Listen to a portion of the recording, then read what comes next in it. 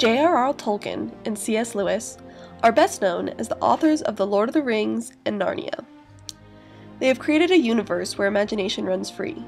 However, the images that we see in our heads as we read the books are ours alone and cannot be transferred into a movie screen. The closest thing that movie directors have to creating real imaginings is CGI, computer-generated imagery. I was raised mostly by my mother, and a little by my two sisters, Wendy and Allie. Regardless of the harsh punishments I received from my sisters, I share a deep connection with both of them and my mother.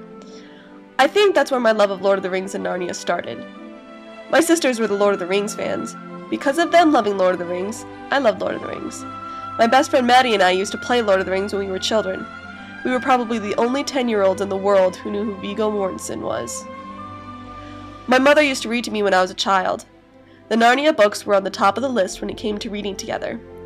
Reading the books made me interested in the movies, and when they came out, I couldn't believe what a wonderful job the director had done with capturing my personal vision.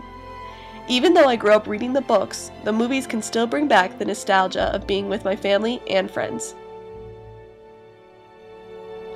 The directors of the Narnia and the Lord of the Rings movies, Andrew Adamson and Peter Jackson, know their trade well, and they understand the importance of imagination turned into reality to the audience. As the directors of the movies based on the greatest fantasy books of all time, they were hard-pressed not to anger the hordes of fans. Jackson and Adamson relied on things like good makeup and costumes for some of their effects, but they relied the most on CGI. CGI is a wonderful tool for the directors of movies. However, when it goes wrong, it is blatantly obvious and, for lack of a better word, fake. Adamson and Jackson took this risk because CGI was essential for the worlds of the two authors to come alive, considering you couldn't go out and cast someone as a giant man made of water. The main focus for the CGI of Narnia was the lion, Aslan, and the other animals, all of whom had big parts in both the stories and the movies. The fully CGI characters had to be able to talk and have personalities of their own, like how Lewis described them in the books. A team of animators and CGI artists created the animals and how they interacted with the audience. They had to go through processes involving modeling, digitally creating the animals, texturing and lighting, giving them color, shadows, and fur, rigging, making them able to move, and animating, actually moving them. By using the right voice actors, and by making these animals CGI, Andrew Adamson created a believable Narnia world that the viewers could associate with the stories they saw in their head. Middle-earth is, if possible, even more full of magical creatures than Narnia. From the Balrog of Morgoth to the creature Gollum, CGI was essential for Lord of the Rings stories to come alive. Andy Serkis, the actor for Gollum, had to play his character while wearing a suit with polka dots on it. The suit's movements were then sent to Weta workshops, and a team of CGI artists created Gollum and rigged him so that he would move as the suit moved. However, things like Treebeard, the giant Ent, could not just be CGI.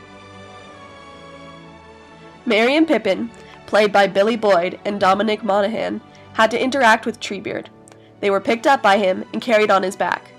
Jackson found some interesting ways to cope with this. He made a robotic upper half of the giant and used it so that Merry and Pippin could work with the actual Ent. Then, once the shot was taken, he would send the scene to Weta again, and a different team of animators would match the model they had of Treebeard with the images captured in the studio, thus making the Ent come alive on screen. The process used to create CGI is difficult. However, with the right tech team and the proper research into the movement of living things, CGI can be used to great effect. The directors of these movies understood the role of imagination to the Lord of the Rings and Narnia fans. Before the movies were made, the fans relied only on their own imaginations. Jackson and Adamson used the best equipment they had available to create the most realistic and accurate creatures and images. In doing this, they made sure that people, like me, who've loved the books since they were little, would enjoy the movies just as much as they saw their vision come to life on the big screen.